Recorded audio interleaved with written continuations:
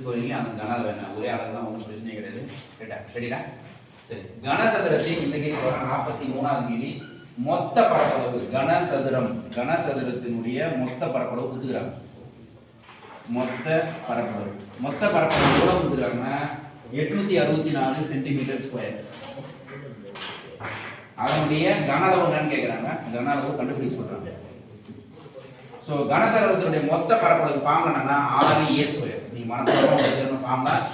கனசதுரத்தின் மொத்த பரப்பளவு ஃபார்முலா 6a² = 864.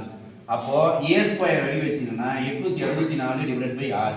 சோ நார்மலா வகுப்பு வர 1 6 மீதி 2 26 எத்தனை இருக்கும்? 4 24 மீதி 2 24 எத்தனை இருக்கும்? 4 24. அப்ப a² = 144. அப்ப a1 12 144 முடிஞ்சிச்சு. அப்ப a தெரிஞ்சிச்சு. அப்ப கன அளவு கண்டுபிடிக்க ஃபார்முலா கனசதுரத்தின் கன அளவுக்கு ஃபார்முலா a3.